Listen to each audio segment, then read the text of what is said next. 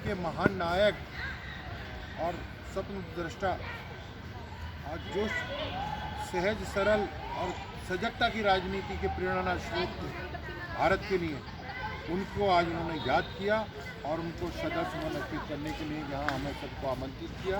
मैं सबसे पहले तो उमेश जी को धन्यवाद देता हूँ। और दूसरी बात ये कहता हूँ, अटल जी को सच्ची श्रद्धांजलि यही होगी कि हम भारतवर्ष में उन्हीं की तरह सहज सरल और सजग राजनीति का रास्ता प्रशस्त करें और भारत का नवनिर्माण।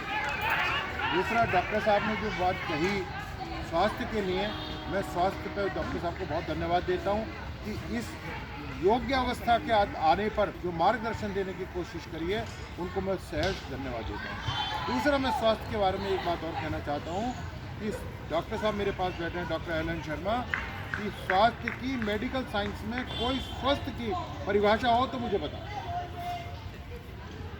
WHO ने निर्धारित करी है। शरीर को अपने को खुद ठीक करना। मैं बोलना चाहता हूँ, बोलने का अवसर अगर आप मुझे दें तो मैं दे दूँ। बोलिए।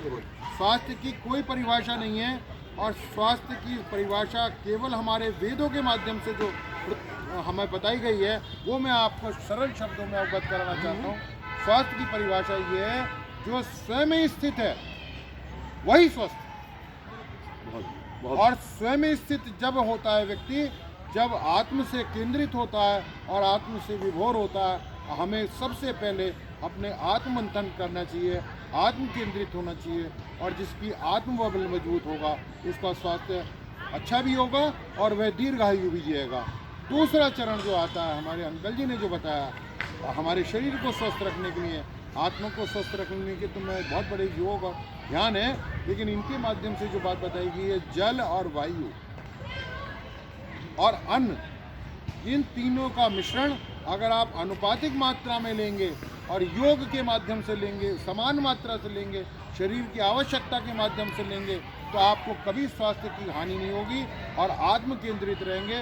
तो हमारे ऋषि मुनि 500 वर्ष की अवस्था हमारे वर्णन है, हम उस अवस्था को प्राप्त करें। धन्यवाद। बहुत